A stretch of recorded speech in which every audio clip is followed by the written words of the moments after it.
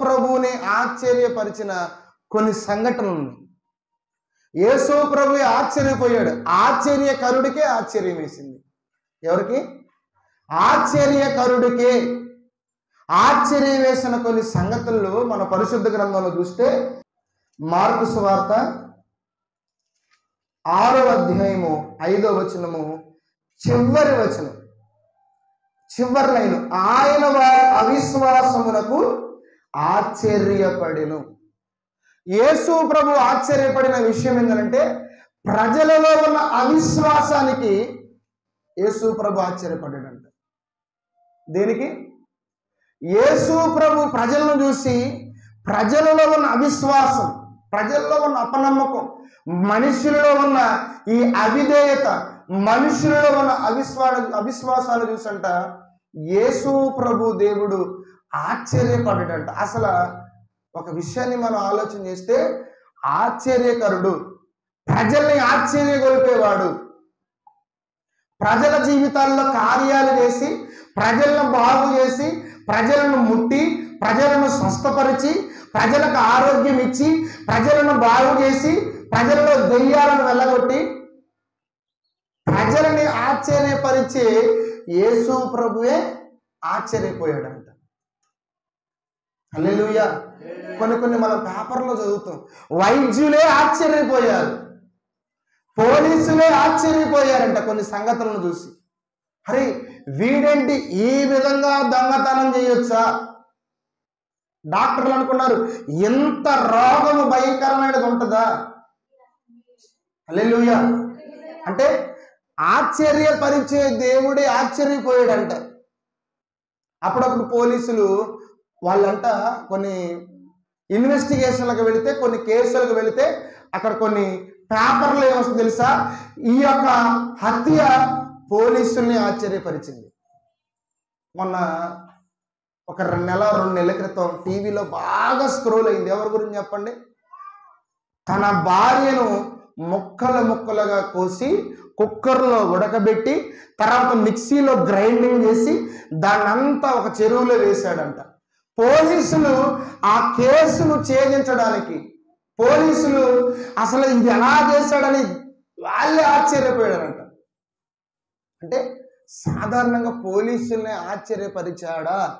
అసలు ఆ ఎస్పీ, ఆ డీజీపీ, ఆ కమిషనర్ మాట్లాడుతూ నా జీవితంలో ఇటువంటి వ్యక్తిని నేను చూడలేదు, ఇంత భయంకరంగా ఎంత ఆశ్చర్యం కొలిపే విధంగా అసలు ఈ కేసును ఇటువంటి హత్యను మేము ఎప్పుడూ చూడలేదని పోలీసులు చెప్పారు.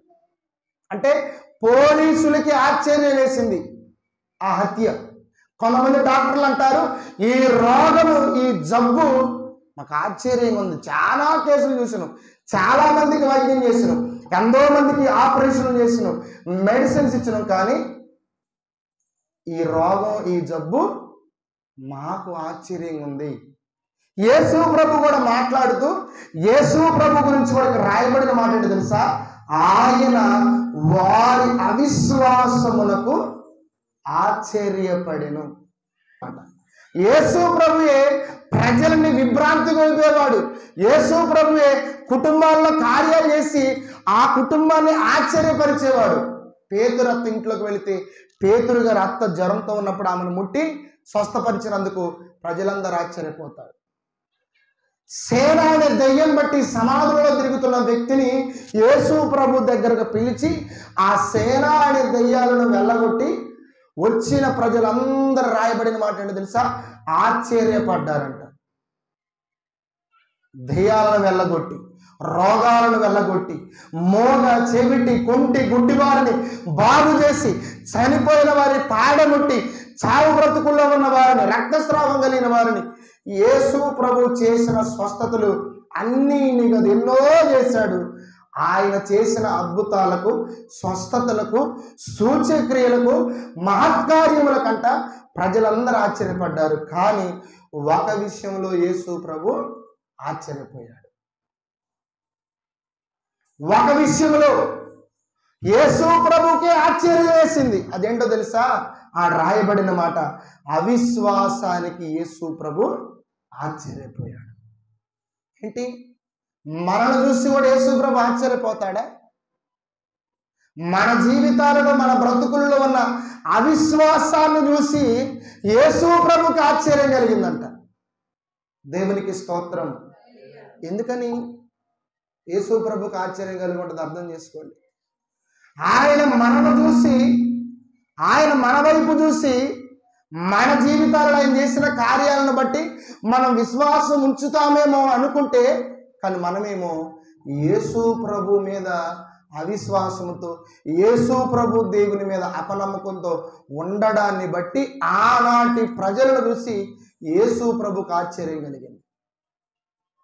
ఒకటి అవిశ్వాసానికి ఆశ్చర్యపోయాడు. రెండవది యేసు ప్రభు దేనికి ఆశ్చర్యపోయాడు తెలుసా? విశ్వాసానికి ఆశ్చర్యపోయాడు. చూడండి లూకా సువార్త 7వ అధ్యాయము 9వ వచనం చదువుదా. యేసు ఈ మాటలు విని ఆశ్చర్యపడి తన వెంట వచ్చుచున్న జనసమూహం వైపు తిరిగి, ఇశ్రాయేలీయులలో నేనెంత గొప్ప విశ్వాసము నేను చూడలేదని మీతో చెప్పుచున్నాను. అక్కడ రాయబడిన మాట తెలుసా? అతని గూర్చి ఆశ్చర్యపడి. హల్లెలూయా. ఇక్కడ శతాధిపతి అనే వ్యక్తిని చూసి యేసు ప్రభువే ఆశ్చర్యపడ్డాడంట. ఎందుకంటే అతనిలో ఉన్న ఇంత గొప్ప విశ్వాసం. ఒకటి యేసు ప్రభు అవిశ్వాసానికి ఆశ్చర్యపోయాడు. యేసు ప్రభు ప్రజలలో ఉన్న విశ్వాసాన్ని చూసి ఆశ్చర్యపోయాడు. నా మాట అర్థమవుతుందా మీకు? ప్రజలలో రెండు చూశాడు. అవిశ్వాసం ఉన్న ప్రజలను చూసి ఆశ్చర్యపోయాడు, విశ్వాసం ఉన్న ప్రజలను చూసి ఆశ్చర్యపోయాడు. ఈరోజు మన వైపుకి యేసు ప్రభు చూసి ఏ విషయంలో ఆశ్చర్యపడుతున్నాడో ఒకసారి అర్థం చేసుకోవాలి. మనలో ఉన్న నమ్మకం, మనలో ఉన్న విశ్వాసం, మనలో ఆయన మీద ఉన్న భక్తిని బట్టి ఆశ్చర్యపడుతున్నాడా? లేదు. వీళ్ళ జీవితంలో, వీళ్ళ మనసులో నా మీద ఎటువంటి నమ్మకం లేదని దీన్ని బట్టి ఆశ్చర్యపడుతున్నారు. ఇంత భక్తి కలిగి, ఇంత ప్రార్థన కలిగి, ఇంత విశ్వాసంతో ఉంటుంది. ఏమైనా ఈ పని చేసింది, ఏమైనా మందిరం మానేసింది, ఏమైనా ఇటువంటి కార్యం చేసిందని కొన్ని విషయాలను గమనించి కొన్ని వ్యక్తులను చూసినప్పుడు సేవకులుగా చాలా మందికి ఆశ్చర్యం వేస్తుంటుంది. ఈరోజు యేసు ప్రభుకి కలిగిన ఆశ్చర్యాలు ఏంటి తెలుసా? రెండు. ఒకటి ప్రజలలో ఉన్న అపనమ్మకాన్ని బట్టి ఆశ్చర్యం, రెండవది ప్రజలలో ఉన్న నమ్మకాన్ని బట్టి ఆశ్చర్యం. నా మాట మీకు అర్థమవుతుందో? అర్థంగా ఉండలేదు. ఒకటి అవిశ్వాసాన్ని చూసి యేసు ప్రభుకి ఆశ్చర్యం కలిగింది, విశ్వాసాన్ని చూసి యేసు ప్రభుకి ఆశ్చర్యం కలిగింది. అవిశ్వాసం ప్రజలలో ఎప్పుడు కలిగిందో తెలుసా? ఎప్పుడు అవిశ్వాసం లేదు తెలుసా? ఆ మార్కు సువార్త 6వ అధ్యాయం 5వ వచనంలో యేసు ప్రభు ఎన్నో కార్యాలు చేశాడు. అప్పటికే స్వస్థపరిచాడు, చూపునిచ్చాడు, మాటనిచ్చాడు, వినే చెవులనిచ్చాడు, శబ్దం వెనుకడగలిగిన చెవులనిచ్చాడు, నాలుకను బాగు చేసిండు, మోకాలను, కాళ్ళను అన్నిటినీ స్వస్థపరిచిండు. ప్రజలందరి మంది ముందు స్వస్థపరచబడిన వాళ్ళు నడుస్తూ ఉన్నారు, వెళుతూ ఉన్నారు, మాట్లాడుతూ ఉన్నారు, చూస్తున్నారు, వింటున్నారు, తింటున్నారు, పడుకుంటున్నారు, లేస్తున్నారు. ఇవన్నీ చూసినప్పుడు ఏం కలగాలి చెప్పండి? విశ్వాసం కలగాల? విశ్వాసం కలగాల? విశ్వాసం కలగాలి. అవిశ్వాసం కలగకూడదు. ప్రభు మీద నమ్మకం పోకూడదు. కళ్ళ ముందు ఎన్నో కార్యాలు జరిగించిన జీవితాలు కనబడ్డాయి. బాగుపడిన జీవితాలు, అభివృద్ధి చెందిన జీవితాలు, ఆశీర్వదించబడిన జీవితాలు ప్రజల కళ్ళ ముందు కనపడితే ఏం చేయాలి చెప్పండి? విశ్వసించాలి. యేసు ప్రభు మీద నమ్మకం ఉంచాలి. ఆయన యందు భయభక్తులు కలిగి జీవించాలి. కానీ మనం చదువుకున్న వచ్చిన ఆ సందర్భాలంట ప్రజలందరూ కూడా అవిశ్వాసంతో ఉన్నారంట. హల్లెలూయా. అవిశ్వాసంతో మన కుటుంబంలో చూడండి, ఒక కార్యము దేవుడు చేశాడు. మనల్ని అభివృద్ధి పరిచాడో, లేదా మనల్ని ఆశీర్వదించాడో, మనకు పిల్లల్ని ఇచ్చాడో, మన కుటుంబంలో రోగాలను బాగొట్టాడో, మన అప్పుల బాధలు వ్యాధి బాధలు తీసివేశాడో, మనల్ని పరిశుద్ధపరిచి పవిత్రపరిచి మనము ఆయన బిడ్డలుగా మార్చబడి ప్రభు సన్నిధికి మనం వస్తుంటే ప్రజలకు ఏం కలగాలి? మనం చూసినప్పుడు విశ్వాసం కలగాలి, అవిశ్వాసం కలగాలి. విశ్వాసం కలగాలి. ఒకనాడు ఈ ప్రజలు ఎలా ఉండాలి, ఈ కుటుంబం ఎలా ఉండాలి, ఎలా మార్చబడింది? ఒకనాడు ఈ స్థాయిలో ఈ స్థితిలో ఉన్న ఈ ఫ్యామిలీ ఎలాగ స్థితిలోకి వచ్చింది అని మన కుటుంబాలను చూసినప్పుడు ప్రజలకి అవిశ్వాసము కాదు, విశ్వాసం కలగాలి. విశ్వసించే విధంగా ప్రభు మన జీవితాలలో కార్యాలు జరిగించినప్పటికీ అక్కడక్కడ కొంతమంది జనులు ఏం చేస్తారు తెలుసా? అవిశ్వాసంతోనే ఉండి ప్రభువు మీద విశ్వాసము ఉండదు. హల్లెలూయా. కొన్ని సాక్ష్యాలు మనం వింటూ వస్తున్నాం, కొందరు జీవితాలను మనం చూస్తూ వస్తున్నాం, కొందరు వ్యక్తులు మనం గమనిస్తూ వస్తున్నాం. మనతోనే చెప్తారు, నేను చనిపోయే స్థితిలో ఉన్నాను, మరణించే స్థితిలో ఉన్నాను, ఇక నేను బ్రతకను, నాకు చాలే అనుకున్న సమయంలో యేసు ప్రభు నామమున ముట్టి స్వస్థపరిస్తే ప్రజలందరిలో ఏం కలగాలి?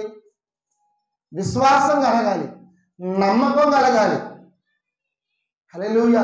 1% బ్లడ్తో ఒక మనిషి బ్రతకడం, 1% బ్లడ్తో ఒక మనిషిని ప్రభు జీవింపజేయడం, అది ఎంత గొప్ప కార్యమే చూడండి. అటువంటిది ఏం చేయాలి చెప్పండి? ఇంత గొప్ప కార్యం చేస్తే యేసు ప్రభుని ఇంకెంత నమ్మాలి, ఇంకెంత విశ్వసించాలి? యేసు ప్రభు మీద నమ్మకం ఎంత ఉంచుకోవాలి? యేసు ప్రభు అంటే భయభక్తులు కలిగి ఎలా జీవించాలి? 1% బ్లడ్తోనే పోరాడుతుంది.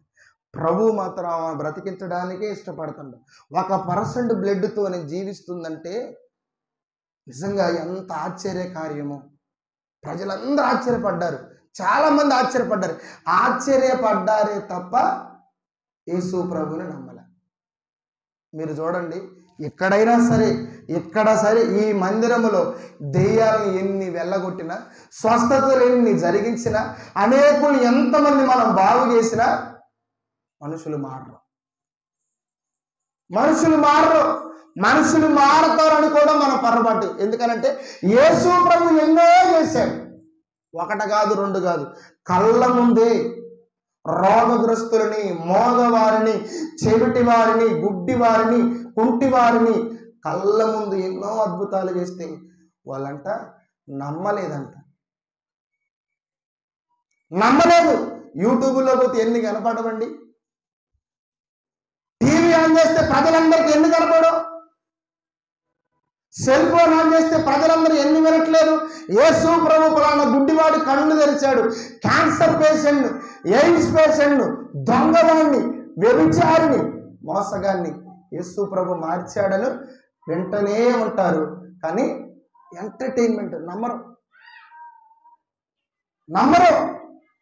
మనం గమనిస్తే యేసు ప్రభు ఆశ్చర్యపోయాడంటే, ఏంట్రా నేను ఇన్ని అద్భుతాలు, ఇన్ని సూచక్రియలు, ఇన్ని మహత్కార్యాలు, కొన్ని గొప్ప కార్యాలు, ఇంతవరకు చేయని కార్యాలు మనుషుల జీవితాలలో నేను చేసుకుంటూ వస్తుంటే ఈ ప్రజలేంటి ఇంత అవిశ్వాసంతో ఉన్నారు, ఇంత అపనమ్మకంతో ఉన్నారు, నన్ను నమ్మడం లేదేంటి, నా యందు విశ్వాసం ఉండట్లేదేంటని యేసు ప్రభుకి ఆశ్చర్యం కలిగించిందంట. ఎందుకు నమ్మమంటుండో ఏమండి? ఆయన మిమ్మల్ని ఎలా నమ్మమంటుండో తెలుసా? నేను చేసిన వాటన్నిటిని చూసి నమ్మండి. డాక్టర్ గారి దగ్గర పోతే, డాక్టర్ గారు నాకు పలానా జబ్బు ఉంది డాక్టర్ గారు అంటే, అమ్మా ఏం బాధపడాల్సిన అవసరంలా, భయపడాల్సిన అవసరంలా, ఇటువంటి నేను బోల్డ్ అన్ని చేసుకుంటూ వచ్చాను, ఎంతో మందికి వైద్యం చేశాను నా చేతుల ద్వారా, ఎంతో మందిని నేను బ్రతికించాను, ఎంతో మందికి మందులు ఇచ్చాను, ఇదిగో వాళ్ళందరి ఫోటోలు ఇక్కడ ఉన్నాయి, కావాలంటే చూడు అనగలోనే చూడడం వలన మనకేమనిపించింది, అవును ఏమో బ్రతికుంది, ఓ ఆయన బ్రతికున్నాడు, మా ఊర్లో కూడా చేయించుకున్నారు, అవునవును విన్న డాక్టర్ గారు, వినే మీ దగ్గరకు వచ్చాను, మీరు ఏదైనా చేయగలరండి డాక్టర్ గారు అని మనం డాక్టర్ మీద ఆ చేసిన వాటిని చూసి నమ్మకం ఉంచుతాం. కానీ ఈరోజు ఎన్ని యేసు ప్రభు చేశాడు, పరిశుద్ధ గ్రంథములో ఎన్ని రాయబడ్డాయి, మన కళ్ళ ముందు ఎన్ని కనబడుతున్నాయి, టీవీల్లో, సెల్ ఫోన్లో, వాట్సాప్లో, యూట్యూబ్లో ఎన్ని కనపడుతున్నా నమ్ముతున్నారంటారా? నమ్మే వాళ్ళు ఉన్నారంటారా? యేసు ప్రభు పలానా కార్యం చేశాడంటయ్యా, మేము విన్నాము, ఇదిగో యూట్యూబ్లో చూసాము, లేక మా కళ్ళ ముందు చూసాం, ప్రార్థన చేస్తుంటే మేము బోలెడు మంది చూసాము. నిజం, నమ్మరు. మన కళ్ళ ముందు యేసు ప్రభు ఏమైనా బాగు చేసిండు, ఆయన బాగు చేసిండు, వాళ్ళని దీవించిండు, వీళ్ళని దీవించిండు, ఈ కుటుంబాన్ని మార్చిండని ఏనాడైనా చూసి విని నమ్మాలని అనుకోవడం లేదు ప్రజలు. అపనమ్మకమే, గుర్తుపెట్టుకోండి, అవిశ్వాసమే. మనం ఎంతకాలం ఇక్కడ ప్రకటించి బోధించి శ్రమపడినా మారే వాళ్ళు చాలా తక్కువ. ఇది మాత్రం మీరు గుర్తుపెట్టుకోండి. ఎందుకని? యేసు ప్రభు కాలంలోనే వేల మంది వెంబడించిన, మిగిలింది చివరికి 12 మంది. ఆ 12 మందిలో ఒకడు యేసు ప్రభు నమ్మినోడు. హల్లెలూయా. ప్రయాసపడటం మన వంతు, కార్యం చేయటం దేవుని యొక్క వంతు. ప్రయాసపడటం మన బాధ్యత, కార్యం చేయడం దేవుని బాధ్యత. మనం ఎవరిని దూషించాల్సిన అవసరం లేదు. ఒకటే అనుకోవాలి, ఇంకా నమ్మట్లేదు ఆ మనిషి అంటే ఆ వ్యక్తిలో అవిశ్వాసము ఎక్కువైపోయింది, అవిశ్వాసం పెరిగిపోయింది. ప్రభువు చేసిన కార్యాలను వాళ్ళు చూడట్లేదు, విశ్వాసం ఉంచట్లేదని మీరు గుర్తుపెట్టుకోవాలి. యేసు ప్రభు ఎన్నో చేశాడు, ఎన్నో ప్రజల ముందు కనబరిచాడు, కానీ వాళ్ళల్లో ఒక్కరికి కూడా విశ్వాసం లేదు. వాళ్ళ అవిశ్వాసాన్ని చూసి యేసు ఆశ్చర్యపోయాడంట. మరొక వ్యక్తి జీవితాన్ని మనం గమనిస్తే, ఇక్కడ చదువుకున్న లోకాసు వార్తలో 9వ వచనములో, యేసు ఈ మాటలు విని అతను గూర్చి ఆశ్చర్యపడి తన వెంట వచ్చుచున్న జనసమూహం వైపు తిరిగి, ఇశ్రాయేలీయులైన ఎంత గొప్ప విశ్వాసము నేను చూడలేదని మీతో నేను. ఇక్కడ యేసు ప్రభు ఆశ్చర్యం ఏంటో తెలుసా? ఈ వ్యక్తి పేరు శతాధిపతి. తన దగ్గర ఒక పనిచేసే దాసు ఉన్నాడు. శతాధిపతి అంటే 100 మందికి అధిపతి. ఎంతమందికి? 100 మందికి అధిపతి. ఈ 100 మంది అధిపతిలో ఆ వ్యక్తికి రోగం వచ్చింది. ఇతని దగ్గర పనిచేసే 100 మందిలో దాసుల్లో ఒక దాసుడికి రోగం వచ్చి జబ్బు చేసి వదిలిపెట్టలే, తెచ్చి ఇంట్లో పెట్టుకొని వైద్యం చేపిస్తాడు. తిప్పిండు, అక్కడ ఆ డాక్టర్, ఈ డాక్టర్, ఆ మందుల షాపు, ఈ మందుల షాపు, ఆ హాస్పిటల్, ఈ హాస్పిటల్ తిప్పి తిప్పి తిప్పి ఒకరోజు, అయ్యా మన గ్రామానికి యేసు ప్రభు వస్తుండ అయ్యా అని ఈ శతాధిపతికి తెలిసింది. ఈ శతాధిపతి ఏం చేసిండో తెలుసా? పరిగెత్తుకుంటూ పరిగెత్తుకుంటూ పరిగెత్తుకుంటూ యేసు ప్రభు దగ్గరికి వెళ్ళి యేసు ప్రభుతో అంటాడు, నువ్వు ఒక్క మాట సెలవిస్తే చాలు, ఒక్క మాట చెప్తే చాలు, రోగముతో చావు బ్రతుకులతో పడి ఉన్న నా దాసుడు బాగుపడుతాడయ్యా. ఈ మాట చెప్పినప్పుడు యేసు ప్రభుకి ఆశ్చర్యం వేసింది. అరే, శతాధిపతి ఒక అన్యుడు, ఎప్పుడు నేను చేసిన సూచక్రియలు కానీ అద్భుతాన్ని కానీ చూడని వ్యక్తి ఈ మాట అంటుంది ఏంటి?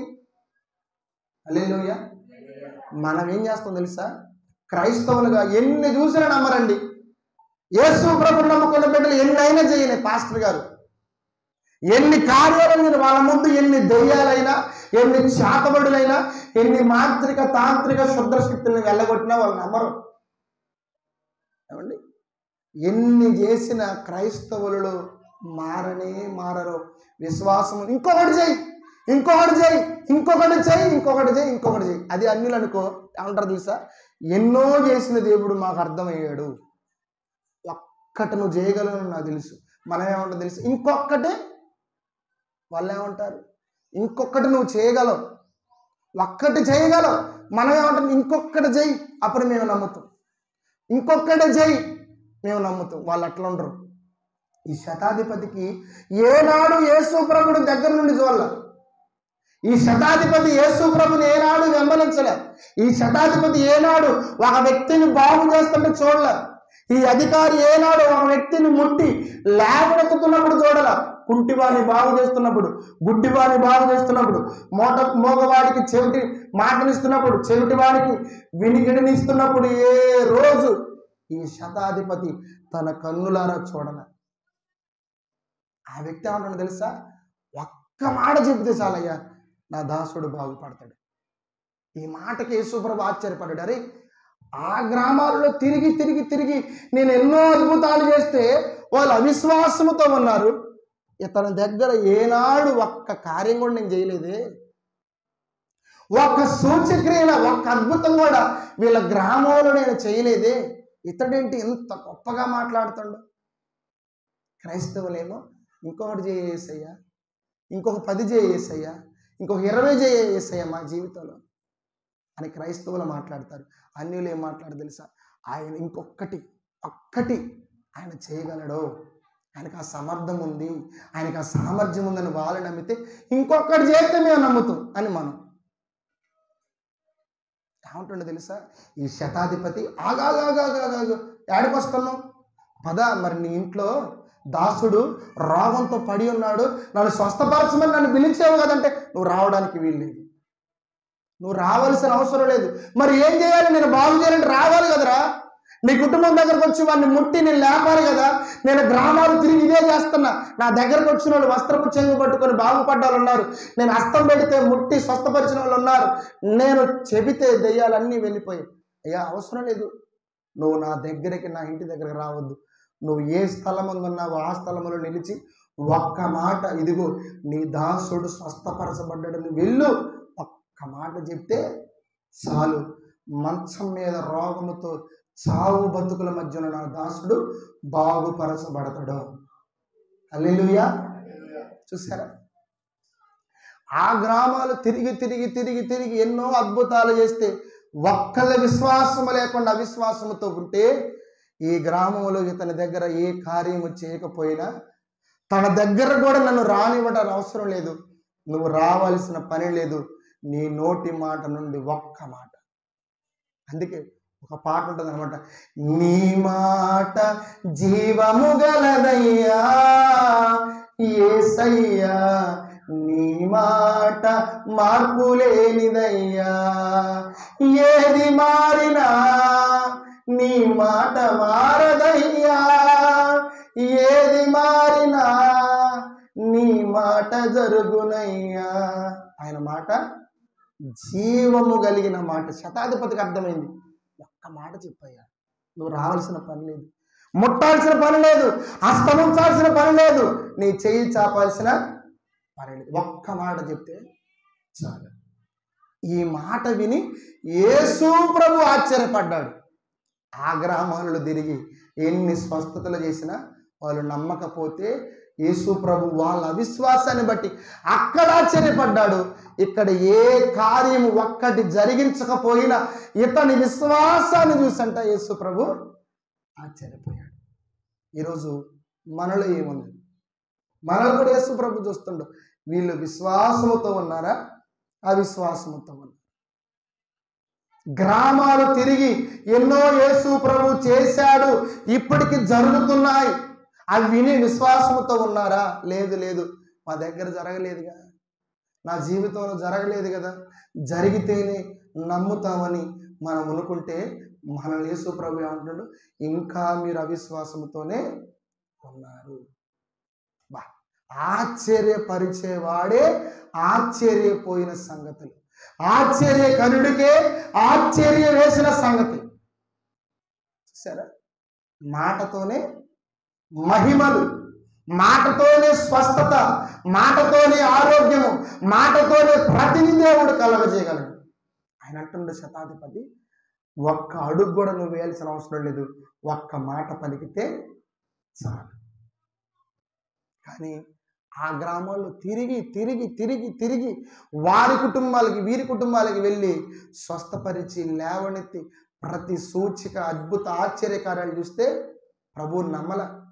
వాళ్ళలో ఇంకా విశ్వాసం ఉంటే అక్కడ వాళ్ళని చూసి ఆశ్చర్యపడ్డాడు, ఇక్కడ మాత్రం ఇతను చూసి ఆశ్చర్యపోయాడు. ఎందుకు తెలుసా? ఏ కార్యము చేయకపోయినా నమ్మా. అప్పుడప్పుడు డాక్టర్ అంటారు, అమ్మా ఇటువంటి వైద్యం నేను ఎప్పుడూ చేయలేదంటే, డాక్టర్ గారు మీ మీద నాకు నమ్మకం ఉంది, మీరు చేయగలరు అంటావా? మనం అంటాం, డాక్టర్ గారు ఇంతవరకు ఇటువంటిది మీరు చేయకపోయినా నాకు తెలిసి డాక్టర్ గారు మీరు చేస్తారు, ఎందుకంటే మీకు ఆ శక్తి ఆ సామర్థ్యం ఉందని నమ్ముతాం. కానీ యేసు ప్రభు దగ్గరకు వచ్చేసరికి మనం ఒకలాగా, లోకములో దేవుడు అంటే విని ఉన్నవారు ఒకలాగా ఆలోచన చేస్తారు. క్రైస్తవులు ఏం ఆలోచన చేస్తారు తెలుసా? ఇంకొకటి చేస్తే యేసు ప్రభు మీద నమ్మకం ఉంచుతా అని అంటారు. కానీ లోకములో అన్యులు ఒక్కట చేస్తే ఒక్కటే. అటువంటి జీవితం మనకు ఉండాలి. ఈ శతాధిపతి గురించి యేసు ప్రభు ఇస్తున్న సాక్ష్యం అంటే తెలుసా? ఇతన్ని గూర్చి ఎంత ఆశ్చర్యపడి, అసలు ఇటువంటి విశ్వాసం కలిగిన వ్యక్తిని నేను చూడలేదయ్యా. అరే, ఎన్నో కార్యాలు చేసినా ఎవడో నమ్మట్లేదు. ఏ కార్యం జరిగించకపోయినా ఇతను నమ్ముతుండేంటి? హల్లెలూయా. ఏ కార్యం జరిగించిపోయిన ఇతడేంటి ఎంత గొప్ప మాట మాట్లాడాడు. ఒక్క మాట సెలవిస్తే చాలు, నా దాసుడు స్వస్థపరచబడతాడు. ఈరోజు మనల్ని దేవుడు చూస్తాడు. విశ్వాసంతో ఉంటున్నావా? అవిశ్వాసముతో నువ్వు ఉంటున్నావా? విశ్వాసముతో మనం జీవించాలనుకుంటున్నామా? అవిశ్వాసముతో మనం ఉండాలనుకుంటున్నామా? చూడండి, కొన్ని మాటలు పరిశుద్ధ గ్రంథంలో చూద్దాం. ఇర్మియా గ్రంథము 3వ అధ్యాయము 22వ వచనాన్ని చూద్దాం. ఇర్మియా గ్రంథం 3వ అధ్యాయము 22వ వచనం. భ్రష్టులైన బిడ్డలారా తిరిగి రండి, మీ అవిశ్వాసమును నేను బాగు చేసేదను. నీవే మా దేవుడైన యెహోవావు, నీ యొద్దకే మేము వచ్చుచున్నాము. హల్లెలూయా. ఈరోజు దేవుడు మనల్ని పిలుస్తుండు. అవిశ్వాసముతో ఉన్న ప్రజలారా నా యొద్దకు రండి, మీ అవిశ్వాసాన్ని నేను బాగు చేస్తా, మీ అపనమ్మకాన్ని తీసివేస్తా. మీరేదైతే జరగదు అని లోకం మీద నమ్మకం పెట్టుకుంటున్నారో, నా మీద అవిశ్వాసంతో ఉన్నారో, ఈరోజు దేవుడు మనతో మాట్లాడుతున్నాడు. నా యొద్దకు రండి, నా యొద్దకు తిరిగి రండి, నా యొద్దకు చేరండి. ఇదిగో మీ అవిశ్వాసాన్ని నేను బాగు చేసే దేవుడను. ఇర్మియాతో దేవుడు మాట్లాడుతూ, భ్రష్టులైన బిడ్డలారా తిరిగి నా యొద్దకు రండి, మీ అవిశ్వాసాన్ని నేను బాగు చేస్తాను. హల్లెలూయా. మన విశ్వాసముతో జీవించాలి, అవిశ్వాసముతో జీవించకూడదు. విశ్వాసంతో జీవిస్తే మన జీవితంలో ఏం జరుగుతాయో కొన్ని మాటలు చూపించేసి నేను ముగిస్తాను. చూడండి, ఇదే మత్తయి సువార్త 9వ అధ్యాయము 2వ వచనం. మత్తయి సువార్త 9వ అధ్యాయము 2వ వచనం. ఇదిగో జనులు పక్షవాయువుతో మంచం పట్టి ఉన్నప్పుడు ఆయన యొద్దకు తీసుకుని వచ్చి, యేసు వారి విశ్వాసమును చూచి, కుమారుడు ధైర్యంగా ఉండుము, నీ పాపములు క్షమింపబడి ఉన్నవని పక్షవాయువు గలవానితో చెప్పాను. చూడండి, విశ్వాసం మన జీవితాలలో రోగాలను పోగొట్టే విధంగా చేస్తుంది. చెప్పండి నాతో పాటు, విశ్వాసం నా జీవితంలో ఉన్న రోగాల్ని పోగొడుతుంది. హల్లెలూయా. ఏం చేస్తే? మత్తయి సువార్త 9వ అధ్యాయం 2వ వచనంలో ఉన్న రాయబడిన మాటని తెలుసా? ఒక వ్యక్తికి పక్షవాయువు వస్తే వాడిని మంచం మీద మోసుకొని వచ్చారు. మంచం మీద మోసుకొని వచ్చిన వారిని విశ్వాసాన్ని చూసి, అయ్యా వాడి జీవితంలో ఈ రోగం పోద్ది. గుర్తుపెట్టుకోండి, విశ్వాసముతో మనం ఉంటే ఏ రోగం వచ్చినా కానీ అది వెళ్ళిపోద్ది మన నుంచి. మనల్ని ఆ రోగం ఏమీ చేయలేదు. ఆ రోగం మనల్ని కృంగదీయలేదు. ఆ రోగం మనల్ని మరణానికి గురి చేయలేదు. ఆ రోగం మనల్ని నశింప చేయలేదు. ఒకటి గుర్తుపెట్టుకోండి, విశ్వాసం ఉన్నవాడి జీవితంలో రోగం మీద జయమే, జబ్బుల మీద జయమే, అనారోగ్యాల మీద జయమే. హల్లెలూయా. విశ్వాసముతో ఉన్నవాడి జీవితంలో, అరే ఏమి ఎట్లా బ్రతుకుతుందిరా, ఏమి ఎలా జీవిస్తుందిరా అని ఆశ్చర్యపడాలి. అరే డాక్టర్ చెప్పిండు మొన్నే చచ్చిపోద్ది అనుకున్నాం, కానీ ఆ వ్యక్తి గురించి ఏం చెప్తుంది తెలుసా? ఆమె విశ్వాసమే ఆమెలో ఉన్న ఆ రోగాన్ని పోగొట్టింది. హల్లెలూయా. విశ్వాసం ఏం చేసింది తెలుసా? నా జీవితాల్లో ఉన్న రోగాలను పోగొట్టేది విశ్వాసమే. రెండో మాట చూడండి, ఇదే మత్తయి సువార్త 17వ అధ్యాయము 20వ వాక్యాన్ని దయచేసి మనం చదువుదాం. అందుకు ఆయన, చూడండి, మీ అల్ప విశ్వాసము చేతని మీరు ఆవగింజంత విశ్వాసం ఉండిన ఎడల ఈ కొండ ఇక్కడ నుండి అక్కడికి పొమ్మనగానే అది పోవును, అసాధ్యమైనది ఏది ఉండదని మీతో నిశ్చయముగా చెప్పొచ్చు. చూడండి, విశ్వాసము ద్వారానే ఏ కార్యమైనా జరుగుతుంది. హల్లెలూయా. ఆ మాట వినాలి. విశ్వాసము ద్వారానే ఏదైనా సరే. మరొక మాట చూద్దాం. లూకా సువార్త 5వ అధ్యాయము 20వ వచనం చూడండి. విశ్వాసము ఎంత గొప్ప కార్యం జరిగింది చూడండి. ఆయన వారి విశ్వాసము చూసి, మనుషుడా నీ పాపములు క్షమింపబడి ఉన్నవని వానితో చెప్పాను. మనం దేవుని మీద విశ్వాసం ఉంచితే మన జీవితంలో ఉన్న పాపాలైన క్షమిస్తాడు. చెప్పండి నాతో. విశ్వాసము రోగాన్ని పోగొట్టింది, విశ్వాసము కార్యాన్ని జరిగించింది, విశ్వాసము పాపము క్షమించబడే విధంగా మన జీవితంలో చేస్తాడు. ఏ పాపమైనా సరే, అయ్యా నన్ను క్షమించు, నన్ను మన్నించు అనే విశ్వాసముతో ఆయన సన్నిధిలో మనం ఈ ప్రార్థన చేయగలిగితే మన విశ్వాసాన్ని ఆయన చూసి మన పాపములను క్షమించే దేవుడు. చూడండి, మరి ఒక మాట చూద్దాం. యోహాను సువార్త 3వ అధ్యాయము 36వ వచనం. యోహాను సువార్త 3వ అధ్యాయము నేను చదువుతున్నాను చూడండి. 36వ అధ్యాయము. విశ్వాసముంచువాడే నిత్య జీవము కలవాడు. నిత్య జీవం మనం పొందాలి అనంటే, నిత్య జీవం మనము దేవుని దగ్గర నుండి స్వతంత్రించుకోవాలంటే విశ్వాసము కలిగిన వాడే. హల్లెలూయా. నా మాటలు మీకు అర్థమవుతూనే లేవు. చాలా విలువైన సత్యాలు. మన విశ్వాసముతో ఉంటే రోగం మన మీద ఏలుబడి లేకుండా ఉంటుంది. మన విశ్వాసముతో ఉంటే ఏ కార్యమైనా జరుగుతుంది. మన విశ్వాసం ఉంటే పాపములన్నీ క్షమించబడతాయి. మన విశ్వాసముతో ఉంటే రాయబడిన మాట, నిత్య జీవాన్ని దేవుడు మనకి ఇవ్వడానికి ఇష్టపడుతుంది. తనతో ఉండే, తనతో జీవించే యుగ యుగములు. ఏదైతే క్రైస్తవుడి యొక్క నిరీక్షణ ఈ లోకము కాదు, మరొక లోకం ఉందని క్రైస్తవుడిగా మనం నమ్ముతున్నామో ఆ లోకాన్ని దేవుడు మనకి శాశ్వతంగా ఇచ్చే దేవుడైన. మరొక మాట మనం పరిశుద్ధ గ్రంథంలో చూద్దాం. ఇదే యోహాను రాసిన సువార్త 11వ అధ్యాయము 25వ వచనం చూడండి. అందుకు యేసు, పునరుద్ధానమును జీవమును నేనే, నా యందు విశ్వాసం ఉంచువాడు చనిపోయినను బ్రతుకును. విశ్వాసం ఏం చేస్తుంది తెలుసా? మరణానికి జీవాన్ని తీసుకొని వస్తుంది. హల్లెలూయా. విశ్వాసము, మన విశ్వాసం ఉంటే, విశ్వాసం మనం ఉంచగలిగితే చనిపోయిన దేహానికి జీవాన్ని దేవుడు మన విశ్వాసం ద్వారా అనుగ్రహించడానికి ఇష్టపడుతున్న దేవుడు. అందుకే యేసు ప్రభువు ఏమంటాడు తెలుసా? విశ్వాసం ఉంచువాడు చనిపోయినను బ్రతుకును. ఆ మాటలు జాగ్రత్తగా ఉండాలి. విశ్వాసం ఉంచువాడు చనిపోయినను బ్రతుకును, వాడు ఎన్నటెన్నటికి మరణమును చూడడు. మరొక మాట మనం చూద్దామా?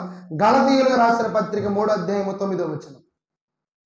గలతీయులకు రాసిన పత్రిక 3వ అధ్యాయము 9వ వాక్యాన్ని నేను చదువుతున్నాను చూడండి. విశ్వాసము గల అబ్రహాముతో కూడా ఆశీర్వదింపబడుదురు. విశ్వాసం ఉన్న వాడికి ఖచ్చితంగా వాడికి, వాడి కుటుంబానికి ఆశీర్వాదం కలుగుతుంది. హల్లెలూయా. విశ్వాసం ఉన్న కుటుంబాలే ఆశీర్వదింపబడే కుటుంబాలు. విశ్వాసం కలిగిన వ్యక్తులకే దేవుడు నిత్య జీవాన్ని ఇస్తాడు. అవిశ్వాసంగా మనం ఉండకూడదు, విశ్వాసంతోనే ఉండాలని యేసు ప్రభు యొక్క ఉద్దేశం. నాతో కొన్ని మాటలు జాగ్రత్తగా వినండి. విశ్వాసం ఉంటే మన జీవితంలో ఉన్న రోగం పోద్ది. విశ్వాసం ఉంటే మన పాపములు క్షమించబడతాయి. విశ్వాసముతో ఉంటే దేవుడు మనకు నిత్య జీవాన్ని ఇస్తాడు. విశ్వాసం ఉంచితే మనము కూడా ఆశీర్వదింపబడతాము. మన విశ్వాసం ఉంచితే యేసు ప్రభు మన హృదయంలో నివసింపడానికి ఆయన ఇష్టపడుతున్న దేవుడు. విశ్వాసం ఉంచితే ఏ కార్యమైనా సరే నీ కుటుంబంలో, నీ జీవితంలో జరుగుతుంది. హల్లెలూయా. మనం విశ్వాసంతో ఉందామా, అవిశ్వాసంతో ఉందామా? యేసు ప్రభు నిన్ను చూసినప్పుడు విశ్వాసాన్ని చూసి ఆశ్చర్యపడాలా, మన అవిశ్వాసాన్ని చూసి ఆశ్చర్యపడాలి? చెప్పాలి. విశ్వాసము చూసి ఒకటే, ఏం జరిగినా జరగకపోయినా నా జీవితంలో యేసు ప్రభు ఒక్క కార్యమైనా చేస్తాడు అనే నమ్మకం ఉంటే చాలు. ఎన్ని చేసినా ఇంకా నా జీవితంలో ఏదీ జరగలేదని ఆ అపనమ్మకంతో మనం ఉంటే ఇంకెన్నటెన్నటికి మన జీవితాల్లో కార్యాలు జరగవు. హల్లెలూయా. ఆయన నిన్నెప్పుడు అవిశ్వాసంతో ఉంచడు. ఒకటి గుర్తుపెట్టుకోండి. ఎప్పుడు నువ్వు అపనమ్మకంతోనే ఉండాలి, అవిశ్వాసంతోనే ఉండాలి అని యేసు ప్రభు ఎప్పుడు ఆలోచన చేయడు. యేసు ప్రభుకి మరణశిక్ష విధించారు, సమాధి చేయబడ్డాడు. ఆయనకి 39 కొరడా దెబ్బలు, ముళ్ళ కిరీటము, కాళ్ళకి చేతులకి మేకులు కొట్టబడాడు. యేసు ప్రభుని సమాధిలో ఉంచిన తర్వాత ఆయన ఏదైతే శిష్యులకు చెప్పాడో, నేను ఖచ్చితంగా 3వ దినాన్ని తిరిగి లేస్తాను, నేను మీతో ఉంటాను, మిమ్మల్ని కలుసుకుంటాను అన్నప్పుడు ఒకరోజు యేసు ప్రభు తిరిగి లేచిన తర్వాత, ఈస్టర్ పండుగ రోజు మనం చేసుకుంటాం. ఈస్టర్ అంటే యేసు ప్రభు తిరిగి లేచిన రోజు. ఆ తిరిగి లేచిన రోజు యేసు ప్రభు శిష్యులకు కనపడతా ఉంటాడు. ఆయన 40 దినాలు వారికి అగుపడతా ఉంటాడు. ఆ 40 దినాలలో ఒకానొక రోజు శిష్యులకు కనపడితే, ఆ శిష్యుల్లో తోమ, మన భారతదేశానికి వచ్చిన యేసు ప్రభు శిష్యుల్లో ఒక శిష్యుడు తోమ. ఈ తోమ గారు లేడు. యేసు ప్రభు తిరిగి లేచాడు, మాకు కనబడ్డాడు, ఇదిగో మేము ఈ గృహంలో ఉంటే ఆయన వచ్చాడని శిష్యులందరూ ఒకరోజు తోమ తన దగ్గరకు వచ్చినప్పుడు శిష్యులందరూ చెప్తారు, తోమ అరే నువ్వు మొన్న లేవు కదరా, ఆ రోజు నువ్వు ఉంటే భలే ఉండేదిరా, యేసు ప్రభు వచ్చాడురా, మాకు కనపడ్డాడురా, మా అందరితో మాట్లాడాడురా అని అంటే, నేను నమ్మను. ఎందుకు నమ్మను తెలుసా? ఆయన ఇంకా తిరిగి లేవలేదు, ఆయన సమాధిలోనే ఉన్నాడని అవిశ్వాసంతో ఉంటుండు.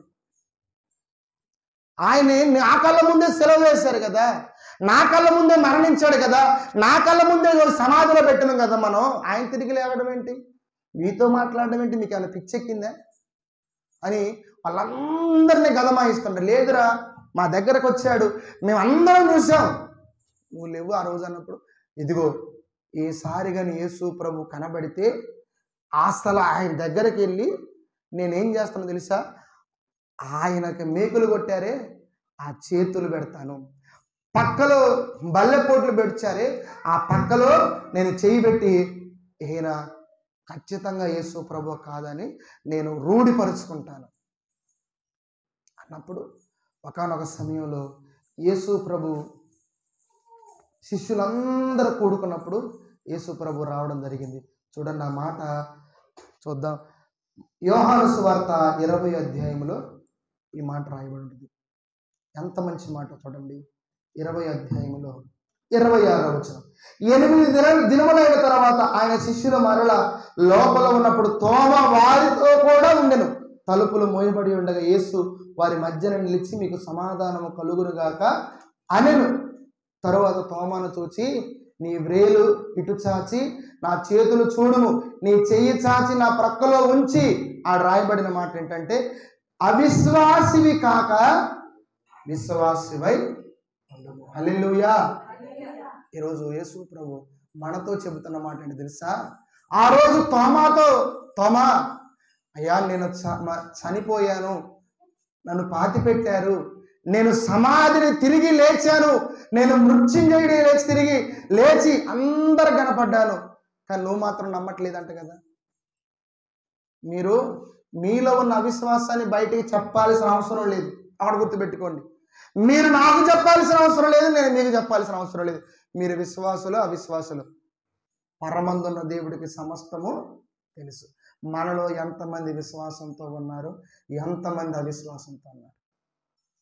హల్లెలూయా. మనము ఎంతమంది నమ్ముతున్నామో అపనమ్మకంగా ఉన్న ఆయనకు తెలుసు. తోమా గురించి ఎవరు ఆయనకు చెప్పలేదు.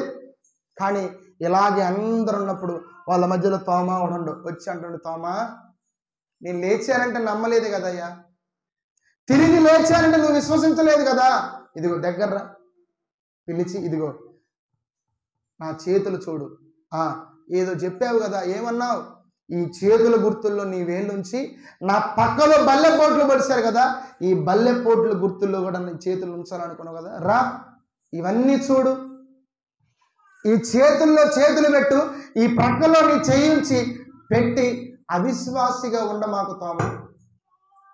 హల్లెలూయా. ప్రభు ఆలోచన ఏంటో తెలుసా?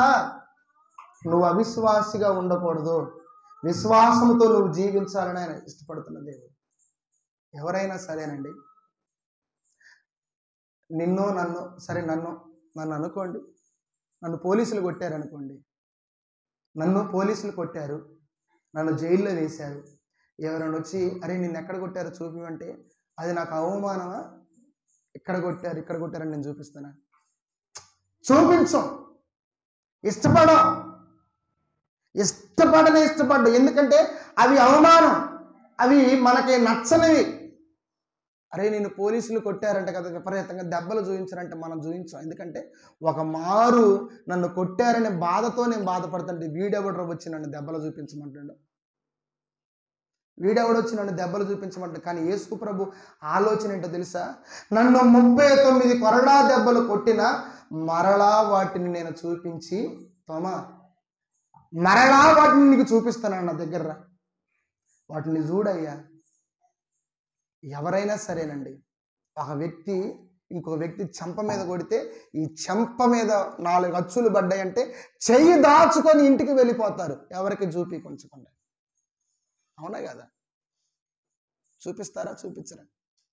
చూపించడానికి ఇష్టపడ్డారు. ఎందుకంటే అవి అవమానముతో నిన్ను అవమానపరిచి కొట్టిన దెబ్బలు నువ్వు దాచుకొని ఇంట్లోకి వెళ్ళి మూలను కూర్చొని ఏడ్చి అవన్నీ దగ్గిన తర్వాత బయటికి రావడానికి ఇష్టపడతావు. కానీ యేసు ప్రభు ఆలోచన ఏంటో తెలుసా? తోమ అవిశ్వాసంతో ఉన్నాడు, నేనేం చేయాలా?